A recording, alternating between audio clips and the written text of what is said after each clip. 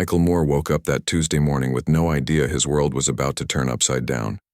He shuffled to his kitchen in his favorite old slippers, the same routine he'd followed for years.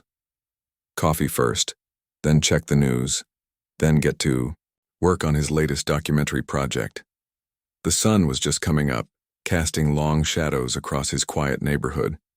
Birds chirped outside his window and everything felt perfectly normal. He poured his coffee into his usual mug, the one with a crack down the side that he refused to throw away.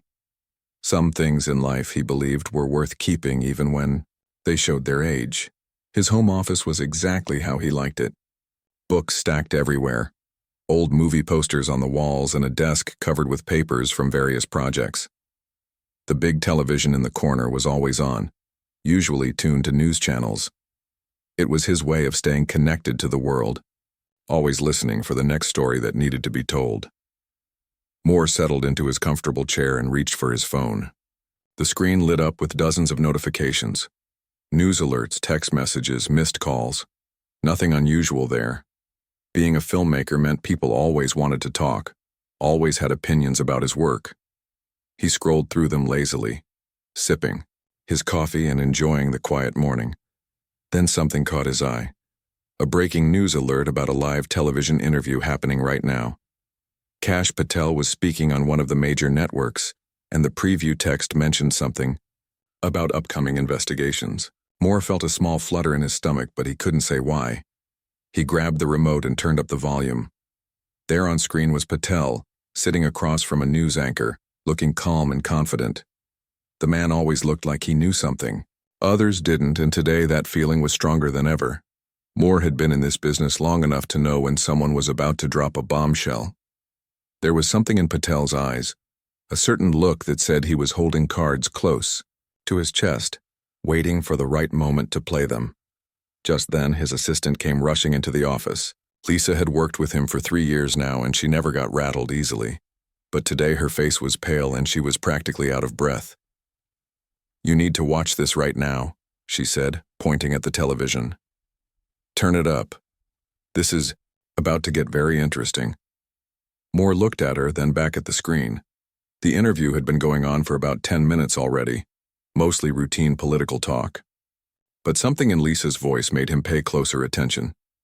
The news anchor leaned forward slightly, asking Patel about recent developments in Washington. That's when everything changed.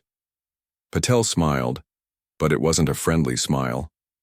It was the kind of smile someone gives when they're about to reveal a secret that will shock everyone listening.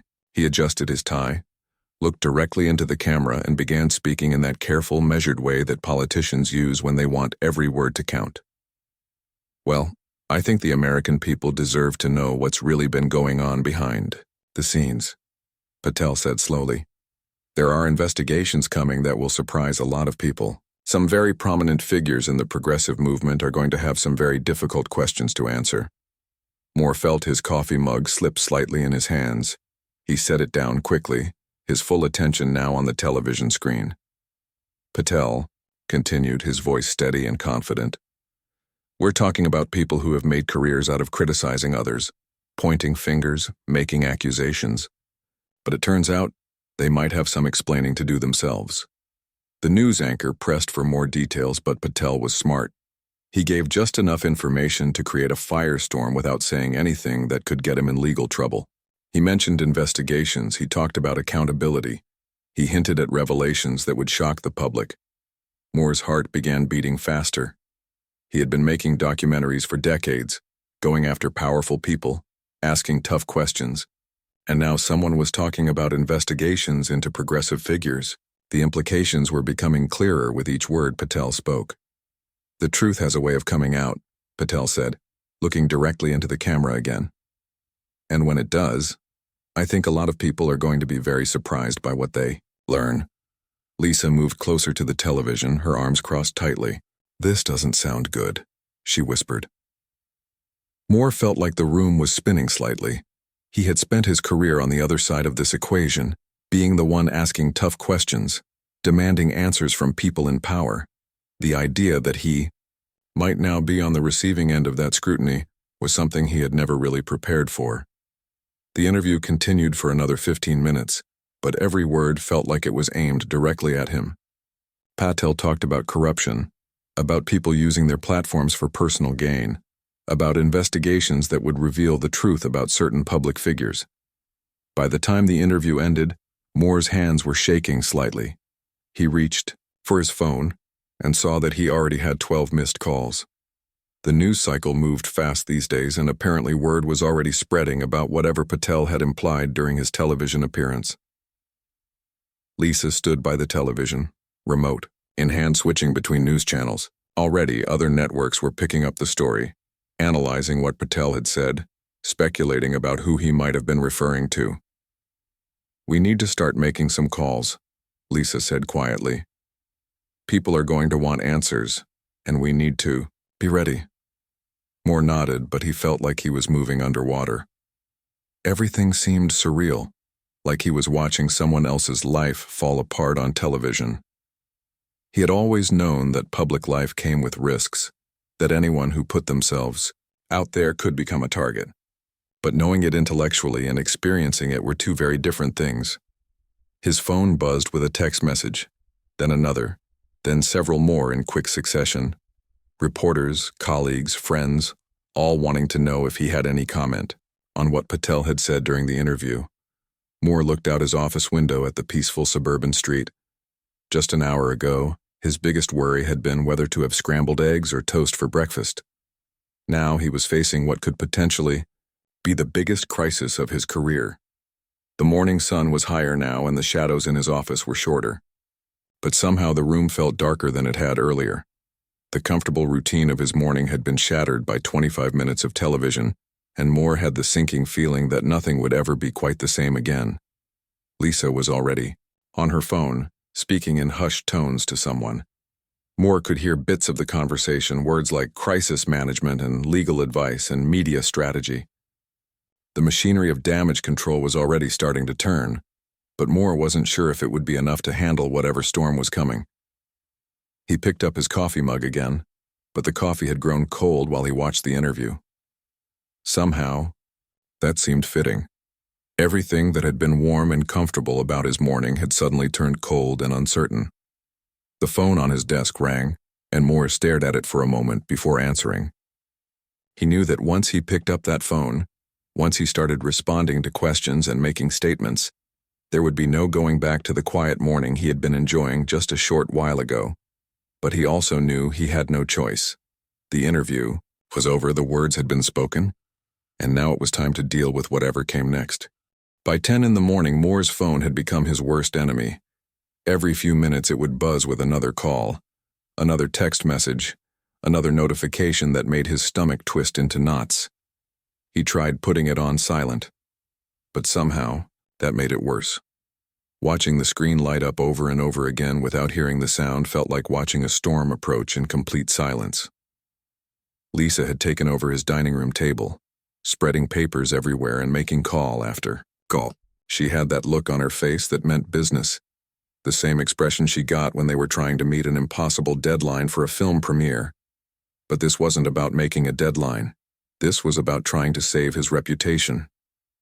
"Channel 7 wants a statement by noon," she called out from the dining room. "Channel 4 is sending someone to the house, and that reporter from the Tribune has called 6 times in the last hour." Moore slumped deeper into his office chair. He had always been the one asking for statements, the one sending reporters to people's houses, the one making the calls that made other people nervous. Being on the other side of it felt like wearing shoes on the wrong feet. Everything was backwards and uncomfortable. His coffee had gone completely cold, but he kept taking sips anyway. It gave him something to do with his hands, which wouldn't stop shaking slightly. He had been in tough situations before, had faced criticism and controversy throughout his career. But this felt different. This felt like standing on the edge of a cliff and realizing the ground beneath his feet wasn't as solid as he had thought. The television was still on in the background, and he could hear his name being mentioned every few minutes. News shows were already picking apart Patel's interview, bringing in experts to analyze what it all meant. Some were defending him, saying the implications were too vague to mean anything. Others were suggesting that where there was smoke, there might be fire. Around 11:30, his longtime friend Danny showed up at the front door. Danny had been in the film business for even longer than Moore, and he had seen every kind of crisis imaginable. He walked into the house without knocking, the way old friends do, and found Moore staring blankly at his computer screen. "Rough morning?" Danny asked, settling into the chair across from Moore's desk. Moore let out a laugh that didn't sound happy at all. "That's one way to put it. 3 hours ago, I was worried about whether my documentary would be ready for the film festival. Now I'm wondering if I'll still have a career by the end of the week." Danny nodded slowly. He had that calm way about him that came from years of dealing with Hollywood drama. "Tell me what's really going on. Not what the news is saying, not what the lawyers are worried about. What do you actually know?" That was the question Moore had been avoiding all morning. The truth was, he didn't really know anything for certain. Patel's interview had been full of hints and implications, but no specific accusations. It was like being told there was a bomb somewhere in the building but not being told where to look for it. "That's just it," Moore said, running his hands through his hair. "I don't know what he's talking about. These investigations he mentioned, these revelations he promised. I have no idea what any of it means or if it has anything to do with me." The uncertainty was almost worse than knowing would have been. Moore found himself going through his memory, trying to think of anything he might have done that could be questioned. Every business deal, every interview, every decision from the past 10 years was suddenly under his own internal microscope.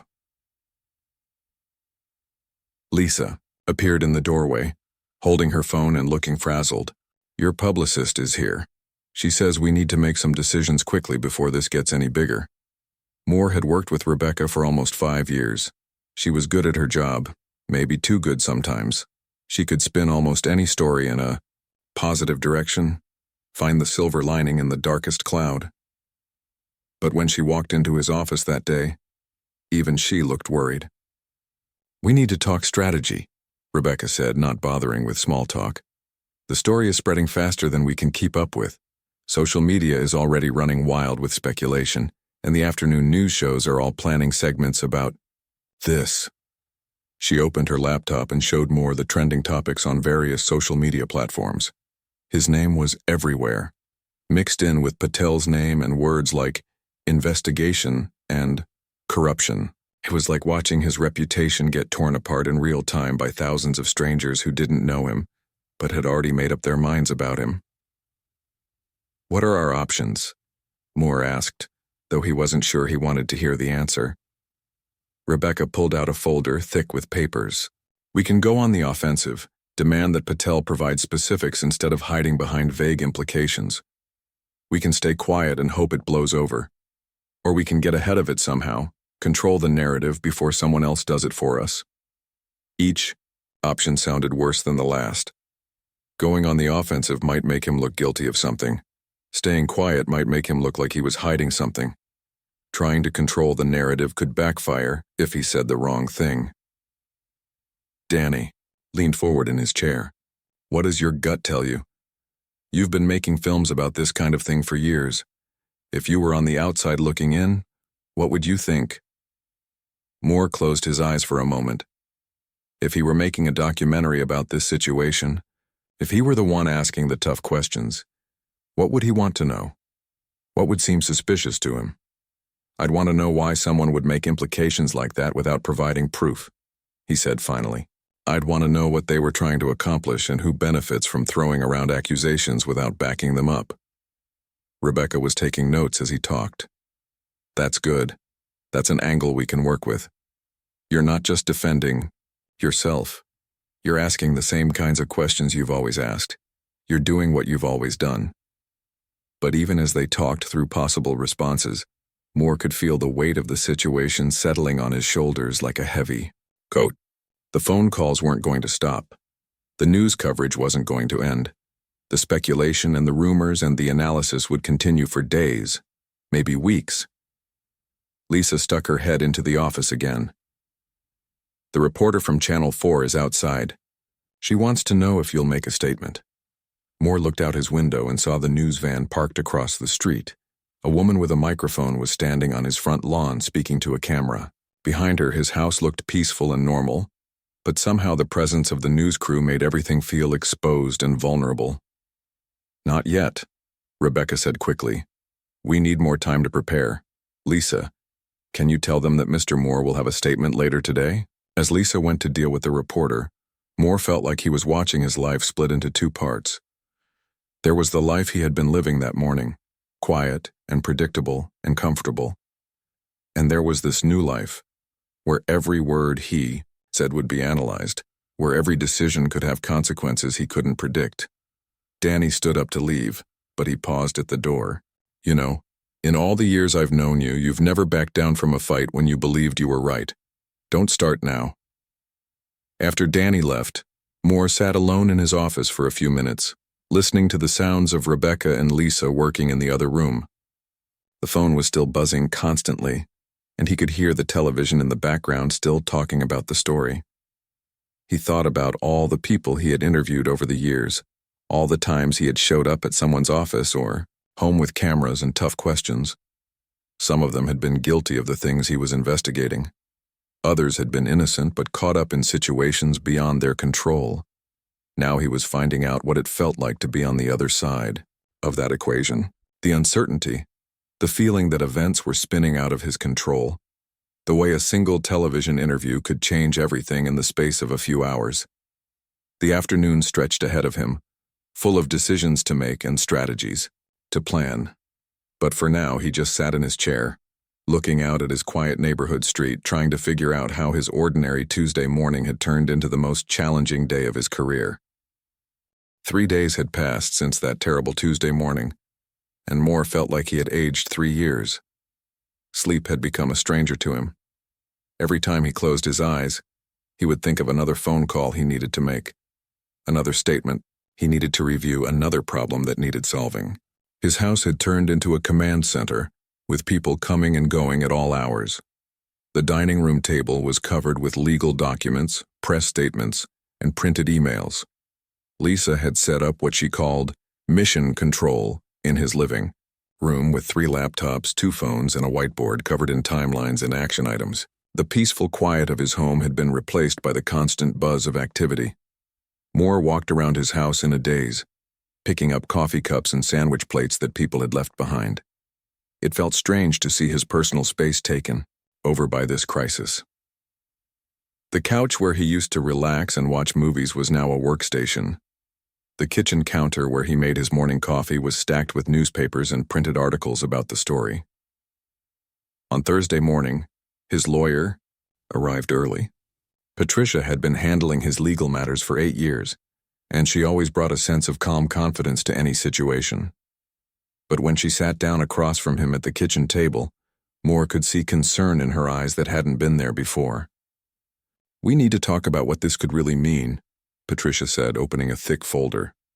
"The implications from Patel's interview are serious enough that we have to prepare for several different scenarios." Moore poured himself another cup of coffee, his 4th of the morning. His hands were steadier now than they had been on Tuesday, but he still felt like he was walking on unsteady ground. "What kind of scenarios are we talking about?" Patricia pulled out several documents and spread them on the table. "Best case, this all blows over in a week and people move on to the next story. Worst case, actual investigations are opened based on whatever Patel thinks he knows. Most likely case, somewhere in between, but with long-term damage to your reputation and career." The words hit Moore like cold water. He had been so focused on managing the immediate crisis that he hadn't fully considered the long-term consequences. His documentary work, his speaking engagements, his book deals, everything could be affected by this cloud of suspicion. "How bad could it get?" he asked, though he wasn't sure he wanted to know the answer. Patricia was quiet for a moment, choosing her words carefully. "I've had 3 calls from your production company. They're asking questions about your current projects. The publishing house wants to know if your book deadline might be affected, and 2 of the film festivals where your work was accepted are asking for updates on the situation." Moore felt his stomach drop. These were the people who had supported his work for years, who had believed in his vision and helped bring his projects to life. The fact that they were already asking questions meant the damage was spreading faster than he had hoped. Lisa appeared in the kitchen doorway, looking tired but determined. "We've got a problem." That reporter from the Washington paper is running. A follow-up story tomorrow. She's been calling everyone who's ever worked with you asking about your business practices and financial arrangements. Moore put his head in his hands. This was exactly what he had been afraid of. Once the media machine started digging, it never stopped until it found something, anything that could be turned into a story. Even completely normal business practices could be made to sound suspicious if presented in the right way. "What are they finding?" he asked, though he dreaded the answer. "So far, nothing concrete," Lisa said, "but they're asking a lot of questions about how your documentaries are funded, about your speaking fees, about your travel expenses. All normal stuff, but they're making it sound like they're investigating something shady." Patricia nodded grimly. "This is how these things work. They start with accusations that can't be proven. Then they dig through every aspect of your life looking for anything that might support those accusations. Even if they don't find anything illegal, they can still damage your reputation just by asking the questions publicly." Moore stood up and walked to the window. Outside, he could see 2 news vans parked down the street. They had been there since Wednesday, waiting for him to come outside, hoping to catch him on camera. His own neighborhood had become a place where he felt like a prisoner. His phone buzzed with a text message. It was from Tony, his oldest friend in the film business. They had known each other since film school, had supported each other through decades of ups and downs. The message was short but hit hard. "Sorry, but I have to cancel our lunch next week. My publicist thinks it's better if we keep some distance until this all settles down." Moore stared at the message for a long time. Tony wasn't abandoning him exactly, but he was protecting himself, and Moore couldn't really blame him. In Hollywood, guilt by association was a real thing. Being seen with someone under suspicion could damage your own career.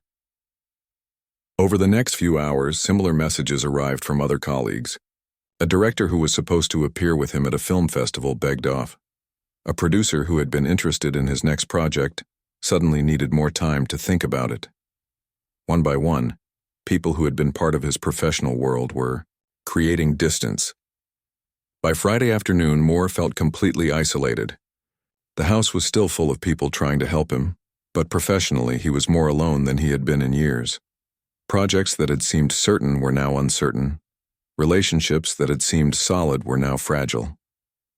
Danny came by again, this time bringing dinner from Moore's favorite restaurant. They sat in the kitchen eating Chinese food from paper containers, trying to pretend things were normal. "You know what the hardest part is?" Moore said, picking at his food. "It's not knowing what I'm supposed to be defending myself against. If someone accused me of something specific, I could prove them wrong. But how do you fight against hints and implications and suggestions?" Danny nodded. "It's like shadow boxing. You're swinging at something that isn't really there, but everyone is watching and judging how well you're fighting." That evening, Moore found himself alone in his office.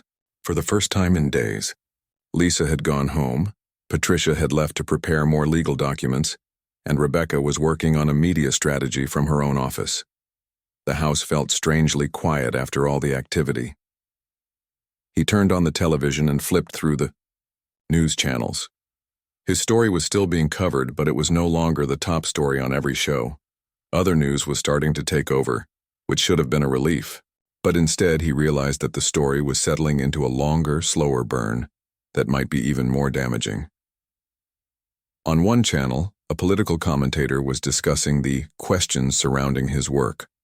On another, a panel was debating whether his past documentaries should be viewed differently in light of the recent revelations. There were no actual revelations, Moore thought bitterly, just questions and implications and suggestions. He picked up his phone and scrolled through social media, something his advisors had told him not to do. The comments were brutal. People who had never met him were expressing strong opinions about his character, his motives, his work. Strangers were debating his guilt or innocence based on nothing but speculation and rumor. Moore closed the app and set his phone aside. He had spent his career trying to hold powerful people accountable, trying to shine light on corruption and dishonesty.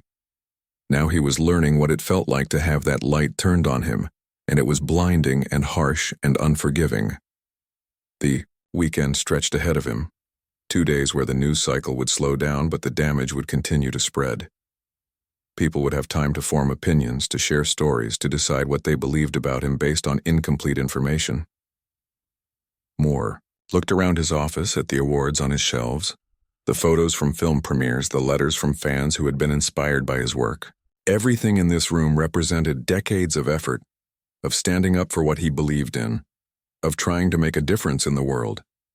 Now all of that was at risk because of 25 minutes of television, because someone had decided to make implications without providing proof, because the modern media landscape allowed accusations to spread faster than facts.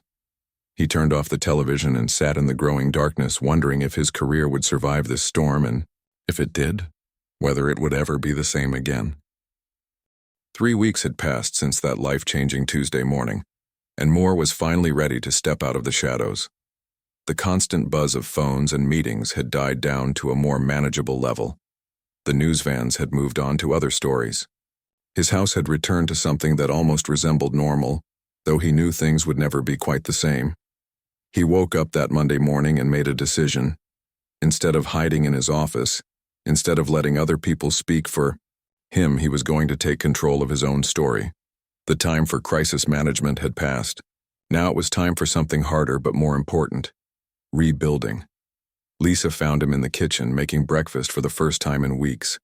She had dark circles under her eyes from all the late nights, but she looked relieved to see him, moving around the house with purpose instead of just surviving each day.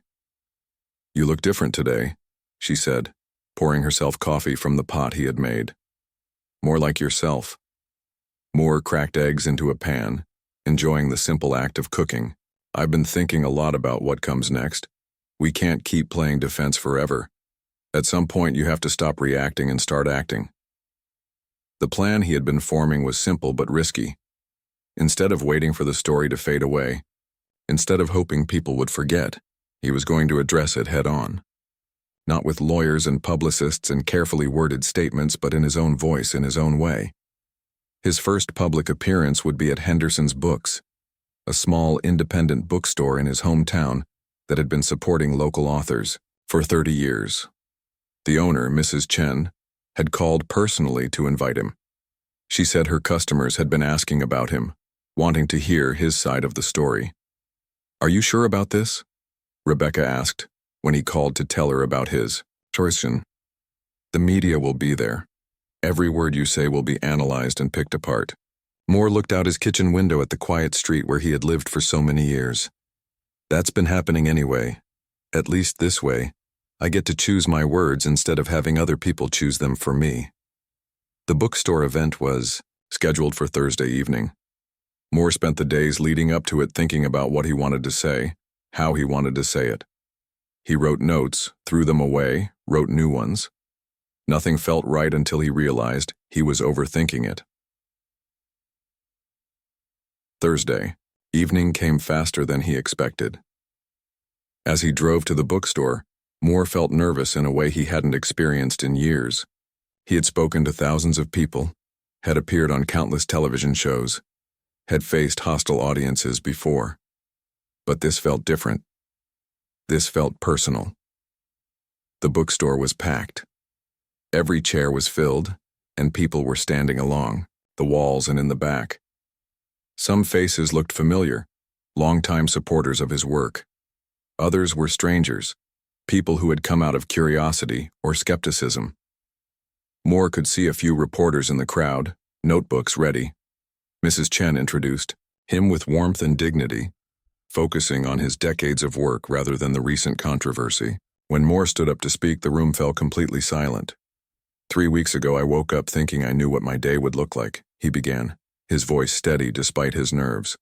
I thought I'd drink my coffee, check my emails, and work on my latest project. I had no idea that by noon everything I had built over 30 years would be under question. He paused, looking around the room at the faces watching him. Some were sympathetic, others skeptical, all of them waiting to hear what he would say next. I've spent my career asking tough questions, demanding answers from people in power, holding others accountable for their actions. Now I'm on the other side of that equation, and I want to tell you what I've learned. Moore talked about the experience of being accused without being told what the accusation was. He spoke about watching friends distance themselves, about projects being put on hold, about the fear that comes with not knowing what tomorrow might bring. The hardest part isn't the criticism, he said. It's the uncertainty, when someone makes implications without providing specifics, when they hint at wrongdoing without offering proof. It creates a cloud that's impossible to clear away completely. A woman in the front row raised her hand. What do you say to people who think where there's smoke, there must be fire? Moore had expected this question. I say that sometimes smoke is just smoke. Sometimes people create smoke to hide the fact that there's no fire at all. And sometimes, the people making the smoke have their own reasons for wanting to distract attention from something else. After his talk, people came up to shake his hand, to offer support, to share their own stories of being unfairly accused or misunderstood. An elderly man told him about losing his job years ago because of rumors that turned out to be false. A young woman talked about how social media had turned her life upside down over a misunderstanding. Moore realized he wasn't alone in this experience. In a world where information moved at the speed of light, where accusations could spread faster than facts, many people had found themselves in similar situations. Over the next few days, something unexpected happened. Instead of the bookstore appearance making things worse, it seemed to help. People who had heard him speak in his own words, who had seen him answer questions directly, began to view the situation differently. Social media comments started to shift from purely negative to more balanced. Patricia called with unexpected news. The investigation that Patel hinted at, it looks like it's focused on completely different people. Your name hasn't come up at all in any of the actual legal proceedings.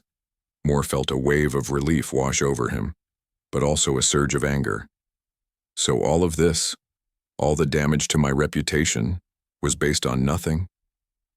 That's how these things work. Sometimes, Patricia said, people make implications, the media runs with them, and by the time the truth comes out, the damage is already done. But Moore was discovering that damage, while real, didn't have to be permanent. His next documentary project, which had been put on hold, was back on track. The film festival that had been concerned about the controversy decided to feature his work more prominently, not less. Some of the colleagues who had distanced themselves were quietly reaching out again. Danny came by one evening, bringing pizza and beer like old times. They sat in Moore's office, which had finally been cleared of all the crisis management materials. You know what I think happened? Danny said, taking a sip of his beer. I think someone wanted to shake things up to create chaos and see what would happen. You just happened to be a convenient target. Moore nodded. He had been thinking the same thing. The question is, what do I do with that knowledge? The answer came to him gradually over the next few weeks.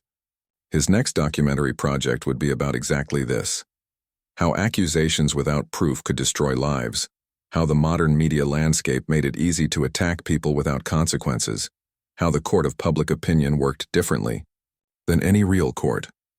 He started interviewing people who had been through similar experiences. A politician who had been accused of corruption based on nothing but speculation. A business owner who had lost everything because of false rumors. A teacher who had been fired because of misunderstood social media posts.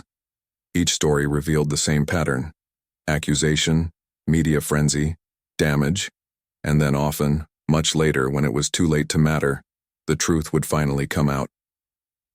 Lisa helped him organize the research, just like she had helped him organize his defense during the crisis. But now they were working towards something positive instead of just trying to survive.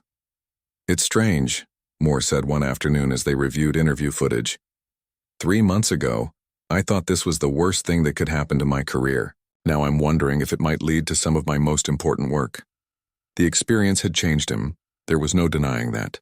He was more careful about his words now, more aware of how quickly situations could spiral out of control. But he was also more determined than ever to use his platform responsibly, to ask the right questions, to demand real proof instead of settling for implications. On a quiet Sunday morning, exactly 2 months after that terrible Tuesday, Moore sat in his office drinking coffee and reading emails from supporters. His phone wasn't buzzing constantly anymore. The news vans were long gone. His street had returned to its peaceful quiet. Looked at the awards on his shelves, the photos from premieres, the letters from people whose lives had been affected by his work. Everything was still there, but he saw it all differently now. Success wasn't just about the work you created. It was about how you handled the challenges that came with putting yourself out there. Moore opened his laptop and began writing the outline for his next film. It would be his most personal project yet, but also potentially his most important.